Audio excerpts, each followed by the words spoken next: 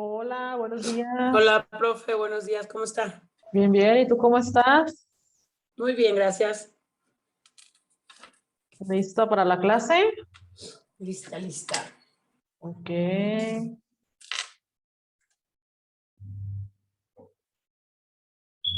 Además, como que está fallando mucho el internet, ¿verdad? Pues es que por el agua, ya Sí. ve que vivimos en una ciudad de papel, que llueve y se desbarata. Ándale. Sí, se me hace raro porque no puedo entrar a YouTube bien. No me deja entrar. Sí, es que el agua hace de las suyas. Ujú. Como que ahí va agarrando. Hola, buenos días. Hola, buenos días. Vamos a esperar un minutito a los compañeros, chicos.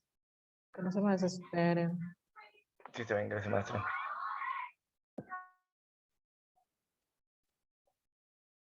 Estoy viendo eso, les digo que está fallando mucho el internet, que no me deja entrar a YouTube a subir los videos de las clases, renegando yo, ay, no puede ser. No, pero de un lado ya. Ok. Entonces déjame.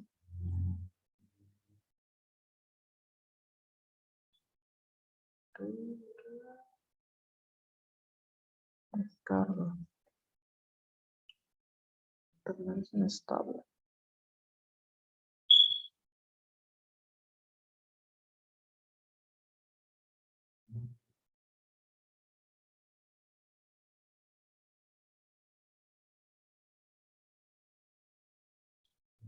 Bien, bien, bien. Ahorita comenzamos, chicos, para que no se me desesperen.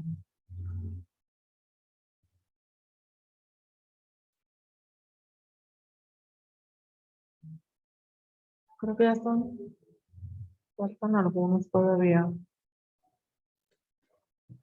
Mariana, Jackie.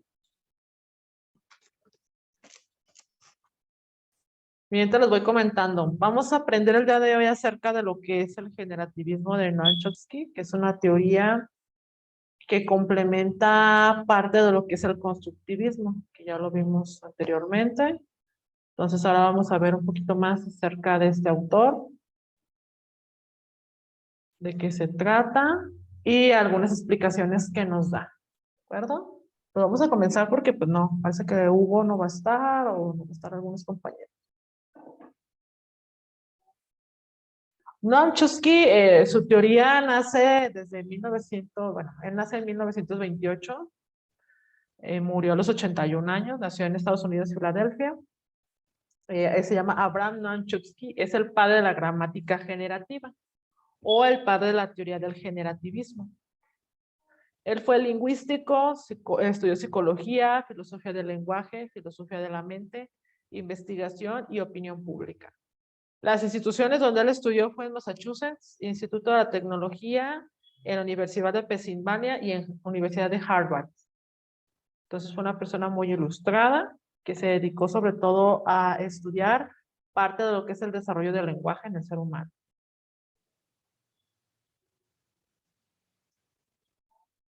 Algunas de las teorías que sobresalen es la que yo les menciono, la teoría generativa, también conocida en la actualidad como la biolingüística. Ahora vamos a ver un poquito de qué se trata esta biolingüística.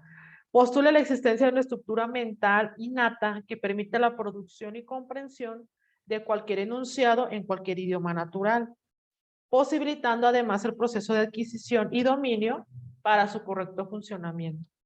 También le llamó el input, él le da el nombre al input lingüístico, cuando nosotros corregimos automáticamente la pronunciación de aquellas lenguas. Y a partir de ese input lingüístico podemos desarrollar la práctica automática de un correcto lenguaje. Les voy a explicar un poquito de qué se trata porque, ay, maestra, es que está como muy rara la biolingüística. Bueno, él se dedicó a estudiar, vamos a ver lo de la caja LAT, no sé si recuerdan que les mencioné acerca de ello.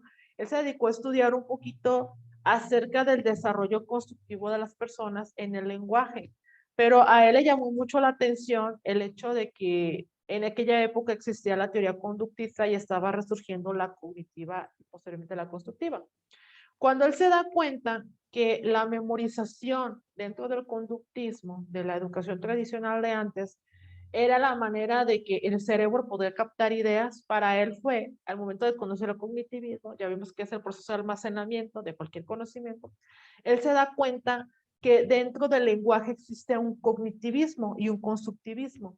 ¿De qué manera? De manera que conforme vamos evolucionando, el ser humano va adquiriendo más conocimiento y conforme vas creciendo, tú vas agregando como si fuéramos un diccionario palabras en la mente, las cuales podemos utilizar posteriormente y corregir de acuerdo a su escritura o su pronunciación que es. Eso es parte de lo que él investigó.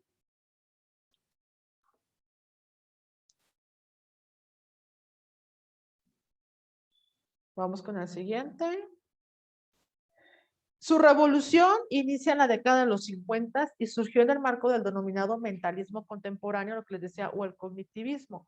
Él se percata que grandes postulados ya inician desde el siglo XVII, ¿sí? Desde el racionalismo. ¿Alguien sabe lo que es el racionalismo? ¿O la teoría del racionalismo?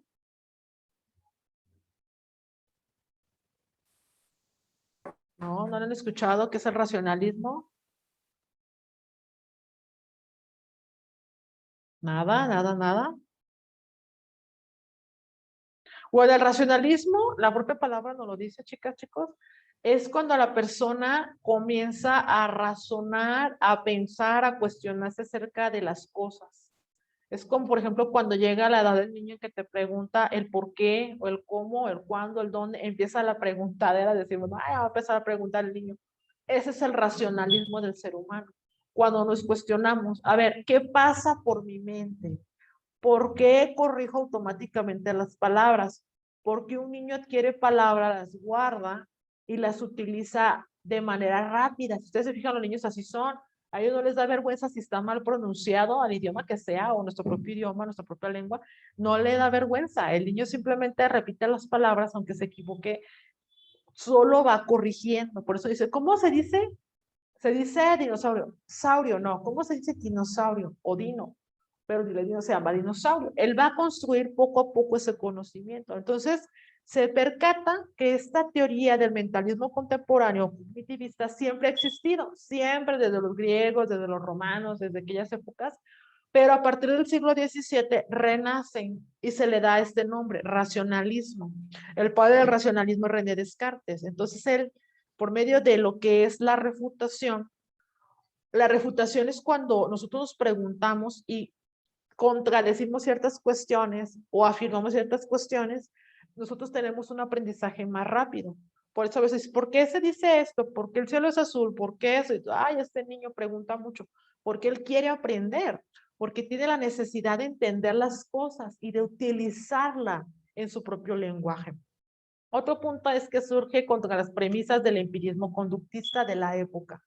Él ve la manera de Watson, de Skinner, de Pavlov y él dice, no me gusta, me educaron de manera conductista, no me llama la atención, memorizo las cosas, más no puedo corregir esas cosas, más no puedo pensar de otra diferente manera, porque acuérdense que el conductismo, el maestro tenía siempre la palabra, la razón, o puedes opinar, lo que él era lo correcto, lo que tú opinas está erróneo. Entonces él empieza a contradecir este punto de vista, dice, no, porque si el niño le vas a estar corrigiendo de mala manera las palabras, el niño ya no va a querer preguntar, ni va a querer hablar.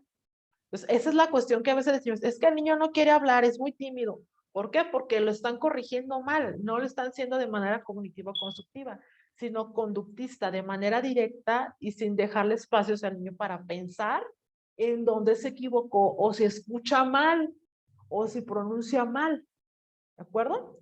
Hubo un importante cambio de perspectiva cuando él empieza a ver todos estos puntos. Primero del estudio del comportamiento de sus productos, como los textos, cómo se escribe, el tipo de letra, etcétera. Se pasó al estudio de los mecanismos internos que participan en el pensamiento y la acción. Él vio, ok, lo que yo les comentaba un momento, hace algunas clases o hace unos momentos, en otras clases pasadas, cómo la mente en cuestión de segundos te escribe, la mano te escribe lo que piensas o lo que escuchas. cómo la mente guarda esa información, cómo tenemos recuerdos desde muchos años, palabras de muchos años, y las seguimos utilizando o renovando. Pues estas cuestiones Chomsky las empezó a preguntar.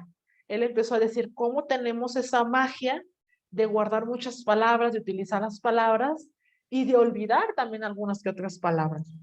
Vamos a ver algunos aspectos generales de la gramática generativa. Lo primero que debe de aclararse es la distinción entre competencia lingüística y actuación lingüística, que ese es el primer punto que vamos a ver.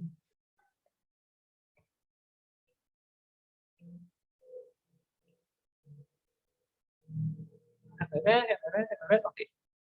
La competencia corresponde a la capacidad de tener un hablante oyente idealizado para asociar sonidos y significados, conforme a las reglas inconscientes y automáticas.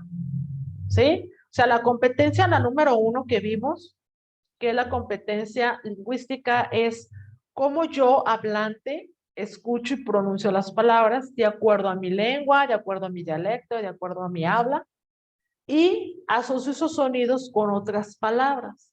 Por ejemplo, cuando vimos la palabra perro, ¿con qué otras palabras se asocia P?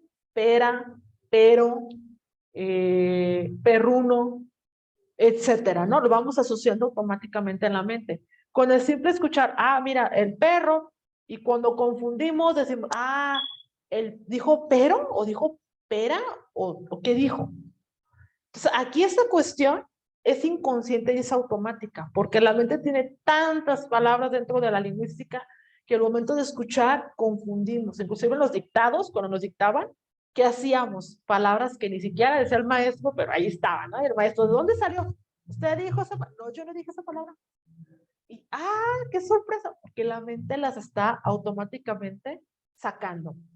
Y la segunda es la actuación o ejecución lingüística, corresponde a la interpretación y comprensión de oraciones de acuerdo con la competencia, pero va a regularizarlas además de los principios extralingüísticos, como las restricciones de la memoria e incluso las creencias. Entonces aquí es cuando empezamos a restringir ciertas palabras que decimos, bueno, es que esa palabra yo la conocía hace muchos años, ¿por qué ya no la utilizo?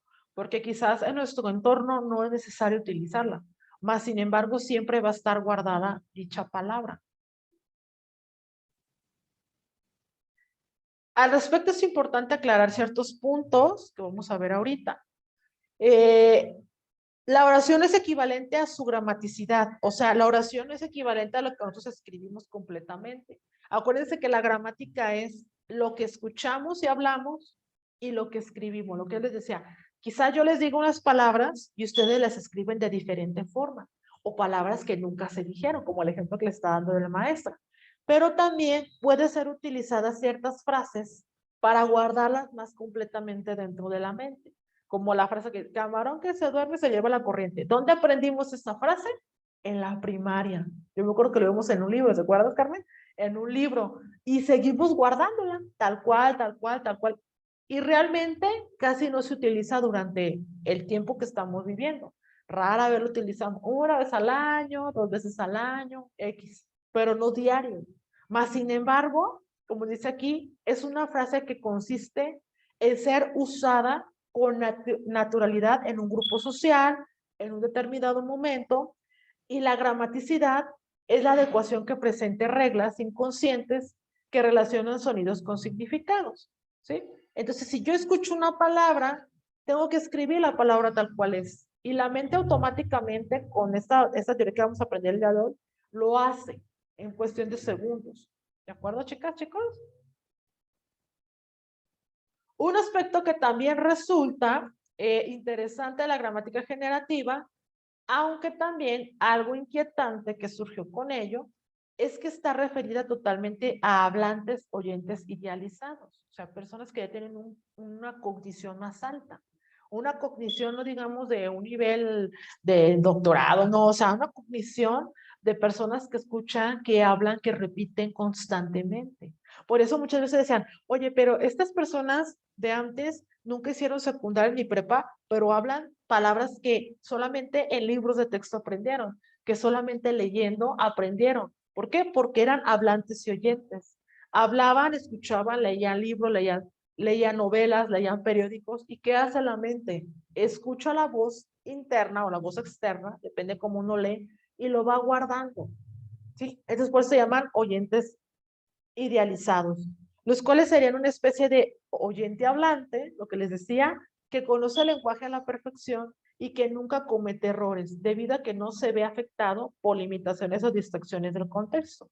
Eso es lo que, por eso muchas veces decimos nosotros, como una persona adulta que no sabe leer ni escribir, dice palabras que ni siquiera una persona con licenciatura o maestría o doctorado las dice. ¿Por qué? Porque te está escuchando, está conversando, está grabando en el cerebro esas palabras. Las vuelve a utilizar como el constructivismo. Primero guardo y luego utilizo. Luego ensamblo con otras. ¿De acuerdo, chicos? ¿Hasta aquí alguna duda que tengan? No.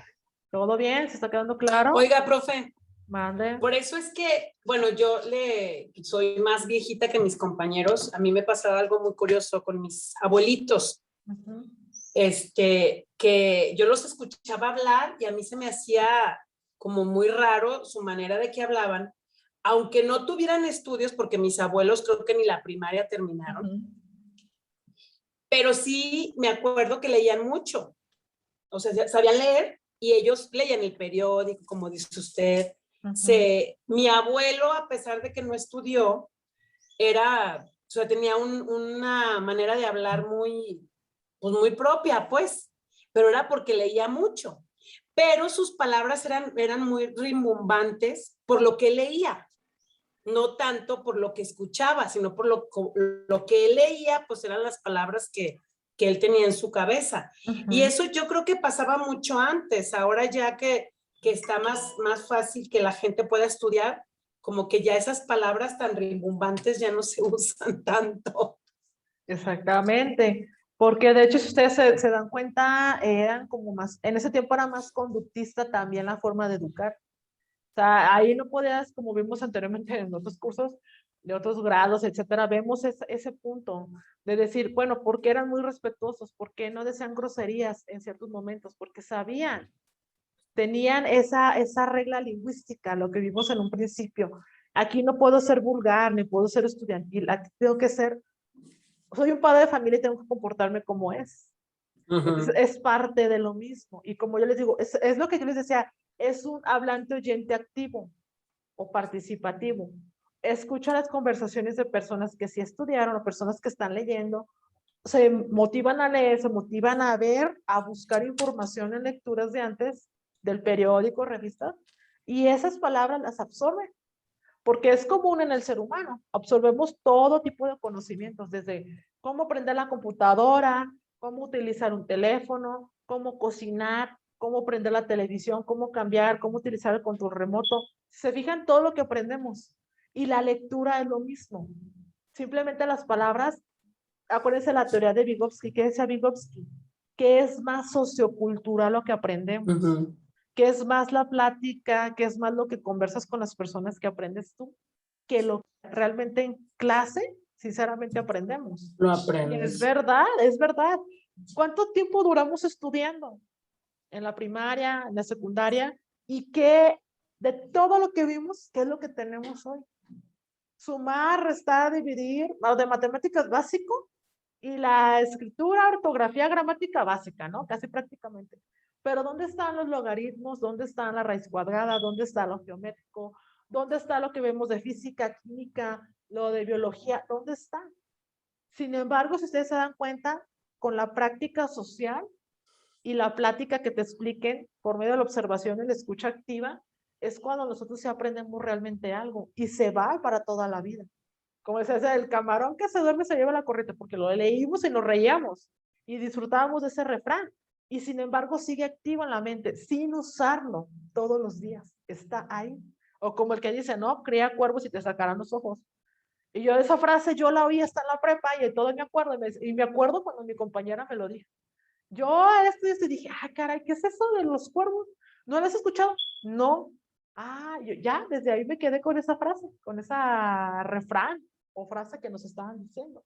Bueno, vamos a ver qué es la primera gramática generativa. Igual es compartir un video de YouTube por si tienen alguna duda o quieren ver un poquito más este reforzamiento, lo pueden ver más adelante. En el libro de estructuras sintácticas que él creó, original de 1957, se propone la existencia de un dispositivo mental abstracto que puede generar cualquier frase de cualquier idioma natural mediante la conexión de sonidos y significados. A esta es la que yo les mencionaba, que se le llama la caja LAT o sus siglas en inglés. Este dispositivo es el responsable del desarrollo lingüístico en los humanos.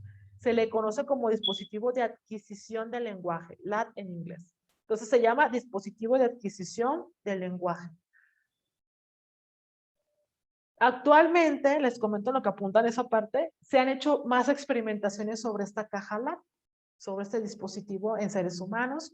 Cuando hay operaciones, por ejemplo, de cerebro, se han hecho este tipo de experimentaciones de ver cómo funcionan las conexiones neurolingüísticas y las neuronas en el cerebro, cómo funcionan estas pequeñas chispas.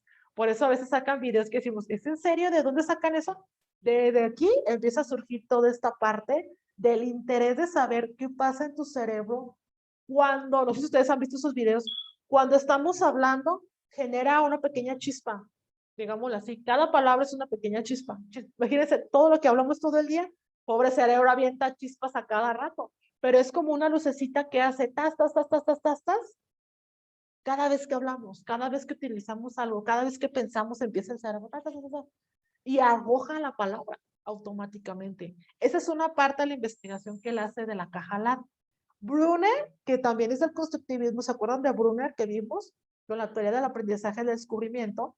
Brunner hace la continuación de esta investigación, que se le llama la caja Lash. Se los voy a apuntar aquí.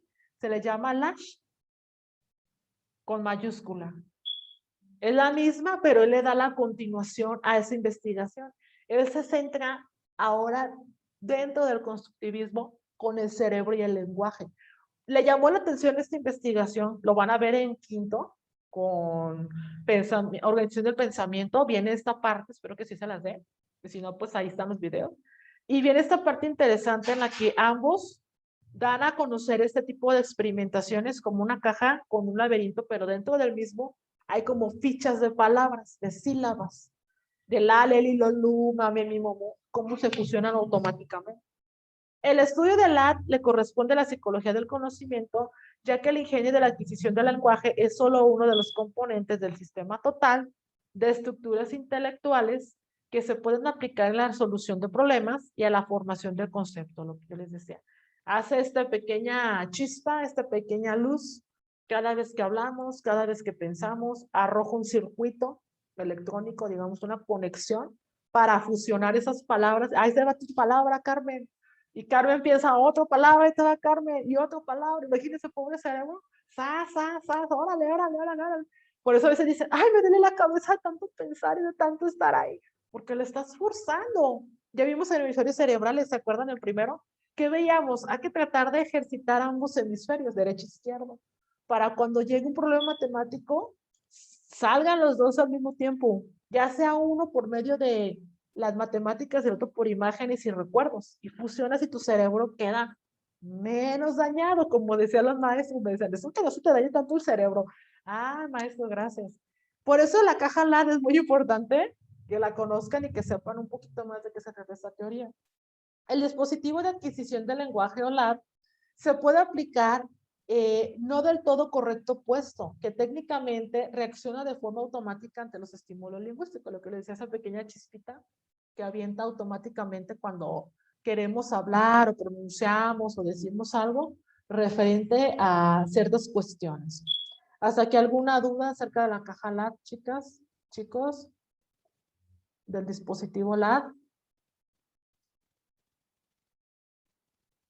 También determina que dicho experimento nos dice esta caja qué idioma será la lengua vernácula del niño. O sea, él decía, bueno, de acuerdo al color, así decía, es el idioma que va a estar hablando el niño.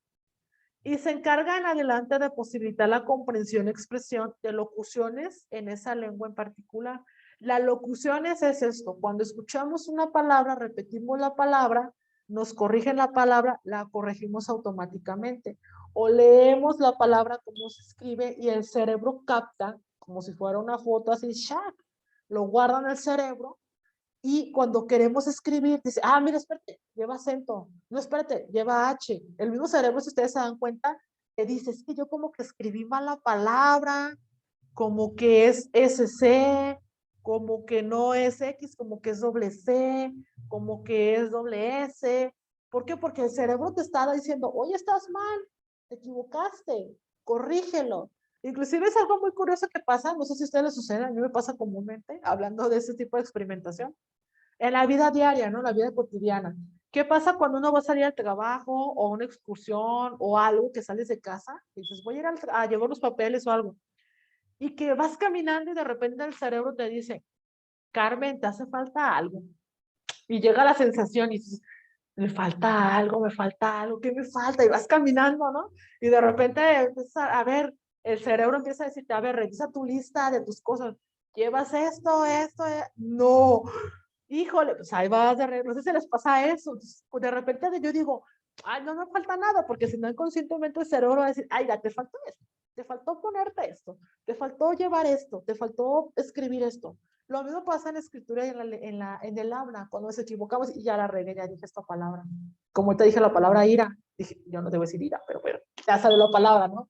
O de repente escribimos mal y el cerebro inconscientemente dice, o conscientemente más bien, nos dice, estamos mal, te van a poner mal esa redacción. O de repente yo les pongo texto justificado y me lo mandan todo por allá y el cerebro les está diciendo, está mal, hagan caso, no está justificado. No, está todo bien. Entonces, esa es la cuestión, chicas, chicos, que esta caja LAT, curiosamente, cuando yo leí, están los PDF, por si gustan leernos, viene un PDF muy completo de todo esto, me llamó la atención y cuando estaba estudiando también dije, no, Chomsky tiene razón.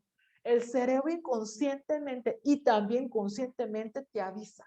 Estás mal, te falta esto, te dejaste el gas prendido, o dejaste la luz prendida, o dejaste la llave tirando agua, o dejaste la puerta abierta, se te tiraron las llaves, o dónde están las llaves. El cerebro de repente decimos, ay, ¿qué pasa? ¿Dónde está el teléfono? El teléfono en la mano, ¿verdad? Que comúnmente ya pasa. La toalla del baño y buscándole la toalla. Oye, la que traes en la espalda. Como que mi cerebro ahí, ay, necesito un descanso. Sí es común, da risa, pero es verdad, chicos. En este proceso también habla acerca de una lengua materna. Nacemos con ella. Chomsky vuelve a reafirmar lo que hemos visto nosotros anteriormente en las materias pasadas de lingüística y en las materias pasadas de teorías, que nos decía, nacemos con esta lengua materna, el ser humano automáticamente puede hablarla. Sin embargo, cuando cambia de un contexto, ¿qué pasa? No se va a perder la lengua. La lengua ahí está ese chip, pero si nada más le enseñan inglés o ruso o alemán, la lengua ahí está. Al momento de querer aprenderla, ¿qué va a hacer? Automáticamente rápido lo aprenden esos pequeños. Por eso tienen la habilidad de hablar varias lenguas, varios idiomas. Dicen muchos, es que hay niños que hablan hasta 9, 10 idiomas. Sí, porque nacemos con el chip de aprender cosas nuevas. Nacemos con un chip de los diferentes lenguajes. Solo que como la USB, hagan de cuenta, metes la USB de español y es lo que utilizamos, más la USB de inglés, más la USB de francés, más la USB de italiano, o de portugués, o de España, del español de España, no lo usamos, está ahí guardado en la mente. Entonces, él nos dice este punto muy importante. La lengua materna sucede de forma inconsciente e incontrolable, ya que el juicio que nos marca Chomsky en 1970 es responsable de suponer que el niño no puede menos de construir un tipo particular de gramática transformacional para dar cuenta de los datos con que cuenta. Como no puede menos de controlar su percepción de objetos sólidos o su atención a línea y ángulo. Es lo que yo les decía. Tú le puedes enseñar al niño, nacemos con este chip, con todos los chips, pero si lo encerramos solamente a aprender el español de nosotros, es por eso que cuando queremos aprender inglés, más ya de jóvenes y adultos, es más difícil, porque no se ha utilizado esta parte. Vamos con el siguiente punto. En cuanto a su conformación, LAT, en el marco de PGG, que es parte de la psicología, consta de 3 componentes. Ya lo vimos hace un momento en la unidad número 2. El sintáctico, que es el orden de las palabras en su escritura. El semántico, que es el significado real de las palabras, el significado directo. Y el fonológico es lo que escuchamos de dicha palabra. Si ustedes se dan cuenta, todos aprendemos de estas 3 formas. todos. Lo vimos anteriormente. ¿Qué nos decía Piaget? ¿Qué nos decía Vygotsky? ¿Qué nos decían los demás? Primero, lo que hace el niño cuando nace, que es escucharte. Escuchar, ¿qué es? Se brinca lo sintáctico. Del fonológico se brinca lo sintáctico. Ahora voy a escribirlo de manera que sea correcta. Y al final voy a buscar el significado de esa palabra. Ustedes se fijan cuando ven a un niño que ya tiene unos 7, por eso dice, de los 8, de los 7 hacia los 9 años, se le llaman operaciones concretas, ¿se acuerdan? ¿Se acuerdan que lo vimos con Piaget? Que es cuando el niño empieza a ver matemáticas, español, empieza a escribir, empieza a formar oraciones correctamente. Y en las operaciones abstractas, que es de los 9 a los 12 años en adelante hasta que moramos, es cuando llega esta curiosidad de decir, ok, yo escucho que se dice así, yo lo escribo así, ahora voy a ver qué significa esta palabra, la palabra que decía la compañera Carmen hace rato. ¿Qué es vernáculo? ¿Qué es procedencia? ¿Qué es geometría? ¿Qué es abstracto? ¿Qué es concreto? ¿Qué? Ahora sí buscan el diccionario y llega la curiosidad de investigar de qué se trata. ¿De acuerdo?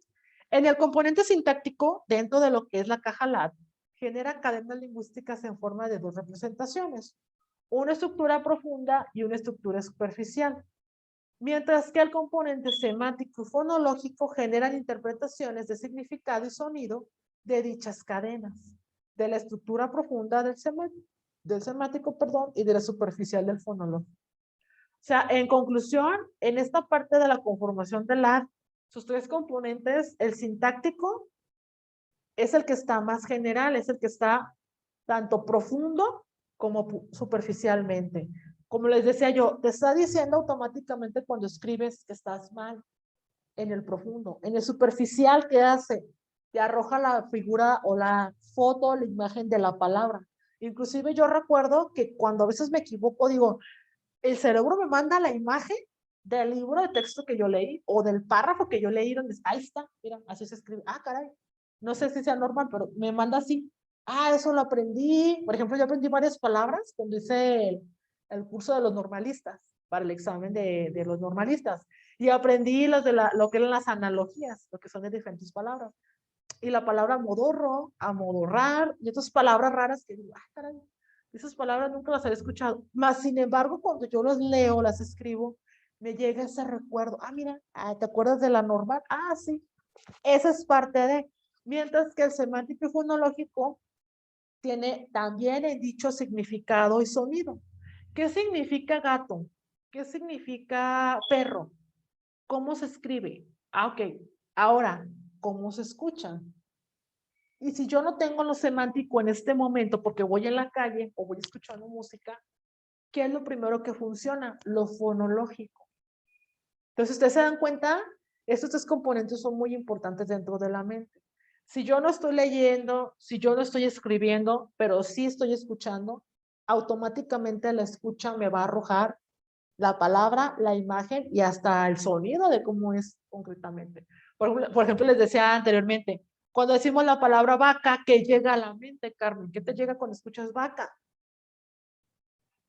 Pues la imagen del animal. ¿Y la palabra escrita cuándo llega? Pues después, o sea, llega la imagen del Llega animal, primero tu llega, imagen y luego llega y después luego la la palabra palabra y hasta el sonido y hasta el del sonido del llega. mo, de cómo hace la Exactamente. vaca. Así es, porque esa es la manera en que tu cerebro funciona. Inclusive dices, voy a escribir, está bien, pero cuando te están dictando, lo dices otra vez, ¿qué hacemos? Vemos cómo lo pronuncia ya cuando no ves, porque tu propio cerebro te está arrojando cómo es. Así en microsegundos, mini microsegundos, yo creo, porque rápidamente haces, siguiente párrafo y de repente, siguiente párrafo, y en 5 minutos ya tienes 2 hojas llenas. Yo me acuerdo que 10 minutos, 3 hojas, y ya al último las manos así, ay, mi mano, pero automáticamente la mente es capaz de hacer estas cuestiones. Ahora vamos a ver un poquito más estos componentes. El componente sintáctico posee una base y un componente transformacional, o sea, transforma lo que estamos viendo.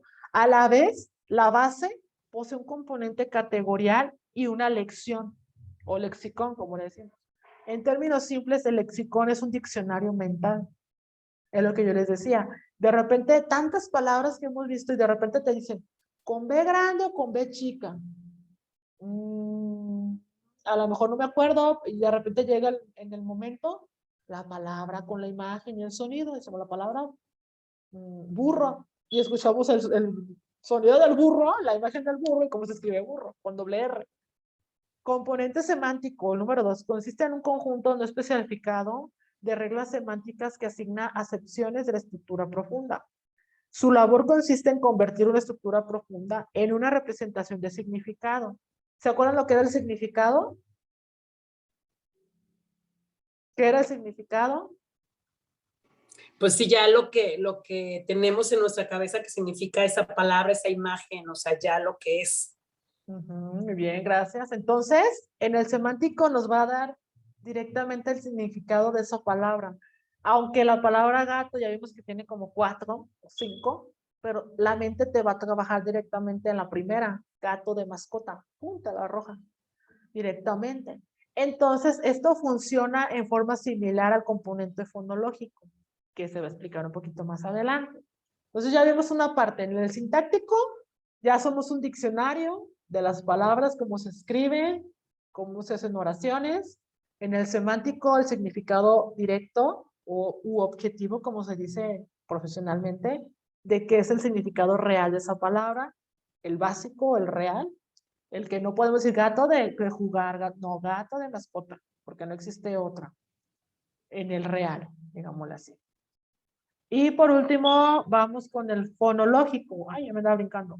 Consiste en un conjunto de reglas morfofonéticas que rigen la conversión de morfemas en fonemas, regulando así la pronunciación de palabras y enunciados. Un poquito más claro. ¿Maestro, qué es eso? Pues cuando fusionamos estas frases, chicas, chicos, cuando escribimos esta frase, madre, ma, no, con la pura ma, cuerda, da. Con la pura con nosotros estamos haciendo una conversión de palabras y enunciados por medio del componente fonológico. Por eso nos dice aquí, los monemas, que es esta parte de en fonemas, que es cuando ya tenemos una palabra más grande.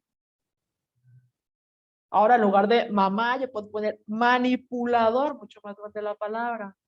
Maniobrista, maniobra, máquina, mañana, madrugar, mango. Mariposa. Mariposa, exactamente. De este que es el morfema ma, se transforman en fonemas mamá, mañana. Por eso si ustedes se fijan en la primaria, desde el kinder y en la primaria te ponen este ejercicio. Hazme 10, 15, 20, 30, 50, 100 palabras con la sílaba ma. Te lo explican como una sílaba, la sílaba ma, porque no le puede decir al niño que es un morfema. Va a decir, no, pues no. Pues sí no sabemos, ¿verdad? Entonces decimos, en sílabas, escríbeme madre, mancuerda, manipular, pero que sea la sílaba ma al principio. Y es esta forma en que lo fonológico crece cada vez más en nosotros. Si ustedes se dan cuenta, escuchamos y decimos, a ver, una palabra con ma. A ver, maniobra. A ver, algo que veas con ma aquí que empiece. Algo que veas con ma que empiece en tu casa, Carmen, o en tu cuarto donde estás. Hugo, Natalie, Eric. Algo que empiece con ma. Maceta, ahorita Maceta, ok. A ver, Eric, algo que empiece con ma, Eric. ¿En casa? Ajá. En donde estás ahorita, algo que empiece con ma. Marco Marco. del retrato, ajá. El retrato, ok. Natalie, algo que empiece con ma. Manta. Manta, ok. Hugo, Marcador. marcador. Jacqueline, Madera. madera. Flor,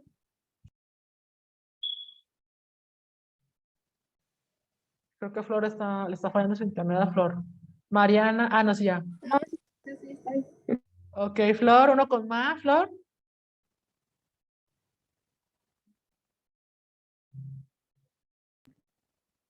Ay, no sé. Algo que tengas aquí. La mano, por ejemplo. Manopla, etcétera. Maestra, es por eso que cuando, bueno, yo ya hablando como maestra de niños pequeños que están empezando a leer y escribir, en el dictado empiezas con palabras muy cortitas, pero ya Exactamente. terminas con palabras hasta de